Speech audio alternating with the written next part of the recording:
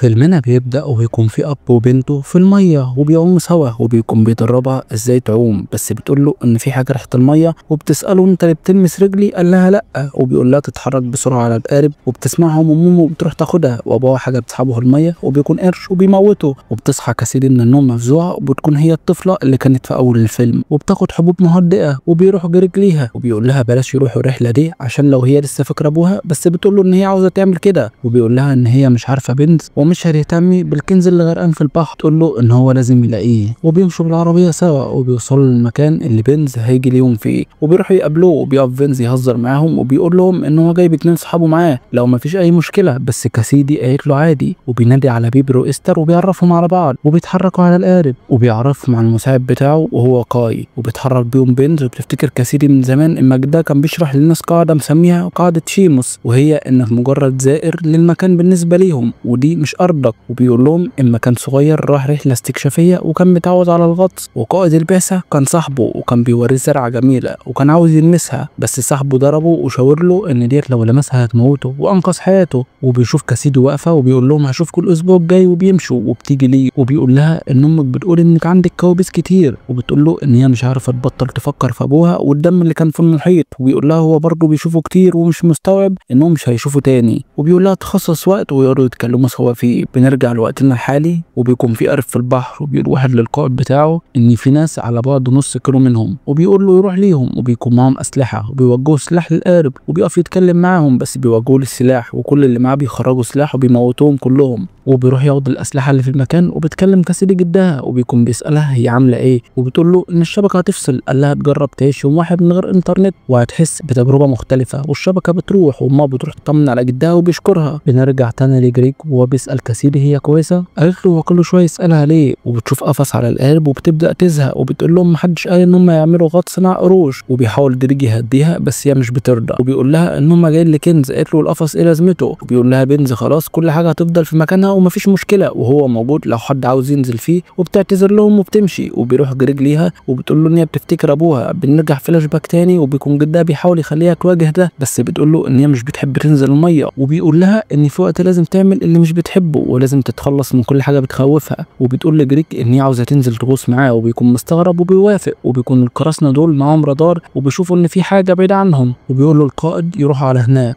وبيجهزوا كلهم وبيلبسوا ادوات الغطس وبينزلوا كلهم في الميه وبيغوصوا لتحت سوا، وبيروحوا على سفينه غرقت من زمن وبتروح كاسيدي ورا جريج وبيلاقي عمله وبيوريها لكاسيدي، وبيكون بيبر بيصور في استر وهم تحت الميه وبيطلع جريج وعملات كمان، وبتكون استر بتتصور وبتشوف قرش وبتقول لبيبر عليه وبيعرفوا يداروا منه جوه السفينه وبيمشي، بس بيجوا يطلعوا لفوق بيرجع تاني وبياكل رجل بيبر، وبتقول كاسيدي لجريج في قرش فوق وبيعوموا لفوق وبيقعدوا بيبر معاهم وبيطلعوه والقرش بيكون وراهم وبيحاولوا يطلعوا كلهم والقرش بيكون في الماء تحتهم، وبيكون بيبر متصاب جامد وبيشوفوا سفينه جايه عليهم وبيقولوا ممكن يساعدوهم وبيقربوا عليهم، وبيقول بنزل القرصان ان في مشكله عنده وواحد صاحبهم قرش هاجمه وعاوزين يرجعوا للشرق بسرعه، وبيقول له انه عاوز يشوفه وبيوافق بنز وبيروح القرصان عليه وبيكون اسمه جوردن وبينادي للطاقم بتاعه وبيروح جوردن يشوفه وبيقول لهم انهي قرش ممكن يعمل كده، قالت له كاسيدي ان هو كان ابيض وكبير، قال لها جوردن ده بسبب تغير المناخ بيخليهم يروحوا الاماكن ما كانوش فيها قبل كده، وبيموت بيبر وبتفتكر كاسيدي جدها هو بيخليها تعوم وبتقول له ان هي مش هتعرف وبيقول لها لا هتعرف ولازم تفتكر قاعده شيموس وهي اللي في ارضهم. بنرجع تاني وبيكون جوردن بيلف في القارب يشوف اي حاجه وبيقولوا ليه انهم يرجعوا تاني، بس جوردن قال لهم انتوا كنتوا بتحاولوا تهربوا مننا، قال له بنز عشان كانوا عايزين يلحقوا صاحبهم، بس جوردن قال لهم لا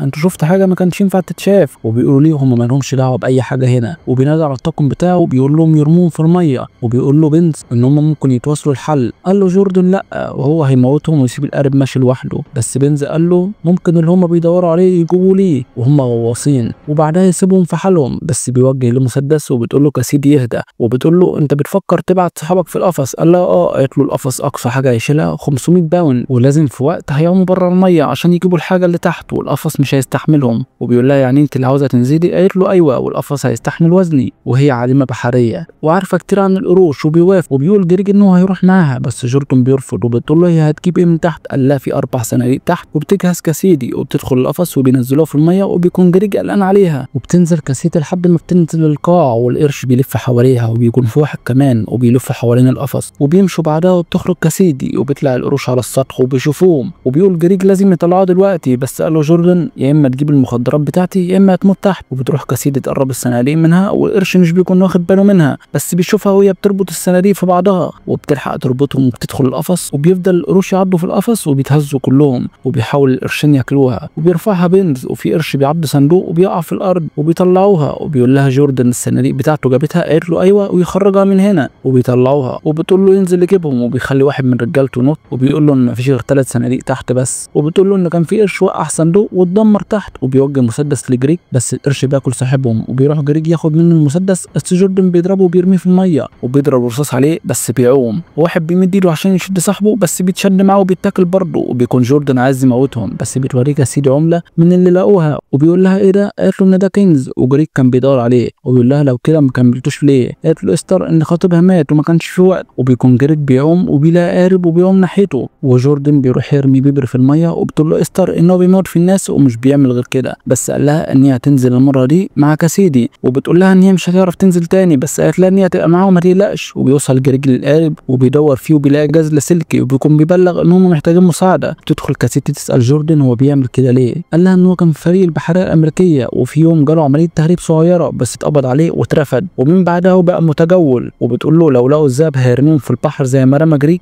قال لها لا هسيبك تمشي بعدها، وبيدخل حد يقول له ان في حد جاي عليهم، وبيخرج جري، وبيكون قوات خفر السواحل، وبيقول لها ان هي لو حذرت حد فيهم هي واصحابها هيموتوا، وبيروح خفر السواحل وبيسالهم بيعملوا ايه هنا، قال له جوردن ان حبيبته عاوزه تنزل تغوص هنا، وبيقول له يوريه الورق بتاعه، وبيقول له هيروح يجيبه، بس بيخرج الطاقم بتاع جوردن عليهم وبيموتوا في الكل، وبيكون في سلاح متعدد وبيضرب، وفي طلقه بتيجي في قال وبيجي في المحرك كمان وبيتدمر، ويجيبوا لي معدات طبيه، وبيحاول جريج يكلم حد بس من غير اي فايده، وبيدور في القارب وبيلاقي سلاح وبياخده وبيتحرك بالقارب، وبتجهز كاسيدي واستر وبينطوا في الميه سوا، وبيروح جوردن يموت قال وبيضربه بنز وبيجري وبيطلع لفوق، وبيكون مجهز سهم وحد بيدخل بيضربه فيه بيوقعه في الميه، والقروش بتروح عليه وبتاكله. بنروح لكاسيدي واستر وبيكون استر عاوزه تمشي وبتسيب كاسيدي، وجوردن بيروح لبنز وبيضربه برصاص وبيقع على الارض، وبتفضل استر تعوم وبتقول لها كاسيدي تقف عشان القرش وراها، وبتقف والقرشين بياكلوها وبتموت، وبيتحركوا على كاسيدي بس بتنزل تحت الميه والقرش بيقرب عليها، وبتفتكر كلام جدها وهو بيقول لها تواجه خوفها، وبتشيل النضاره والاكسجين وبتقف قدام القرش، وبتفتكر كلام جدها وهو بيقول لها ان هي دايما بتهرب منه ولازم تواجهه، وبتمد ايدها للقرش وبيلمسها وبيمشي بعيد عنها وبتطلع تعوم تاني، وبيشوف جريج القارب وبينط بالسلاح، وبترجع كاسيدي وبيقول لها فين استر، قالت له ماتت، وبيقول لها فين الدهب، بترمي له الكيس فاضي، وبيروح وراها وبتلاقي قاي مقتول، وبتقول له بنز فين وبتشتمه، وبيوصل جريج القارب وبيدخل جوه وبيكون في حد وراه وبيتعاركوا سوا، وبيفضلوا يضربوا في بعضهم لحد ما جريج بيموته وبياخد السلاح وبيخرج، وبيكون جوردن هيموت كاسيدي، بيقول له جريج يرمي السلاح وبيرميه فعلا، وبيقرب جوردن عليه وبيقول له هتعمل ايه؟ هتموتني؟ بس انت مش هتعمل كده، وبيقرب منه جامد وبيضربه وبياخد منه السلاح وبيوجهه لجريج، بس كاسيدي بتاخد المسدس وبتضربه في رجله، وبياخد جريج السلاح منه وبيطلع سيجاره يولعها، وبيقول لها تعمل اللي هتعمله قبل ما يبقوا اكل للقروش، بس قالت له انت بس اللي هتبقى اكل، وبتضربه في كتفه برصاصه وبيقع، والقروش بتقابله في الميه وبتاكله، وبيقول لهم بنز ياخدوا الدكتور، وبيتحركوا بقارب القراصنه، وبيقول بنز سمعتك بتتكلم عن دهب، قالت له كاسيدي خلينا نركز في انقاذك دلوقتي، وبيقول لها جريج توعده ان هي تفضل بعيد عن القوارب، وبتوعده. بعدها باسبوعين بيكون جدها قاعد على البحر وبتروح تقعد معاه وبيسالها انت كويسه؟ قالت له ايوه. وبكده يكون فيلمنا خلص. لو عجبك الفيلم ما تنساش تعمل لايك وسبسكرايب عشان يوصلك كل جديد، ولو عايز نتكلم عن اي فيلم كتير تحت في الكومنتات. وبس كده اشوفكم الفيلم الجاي، سلام.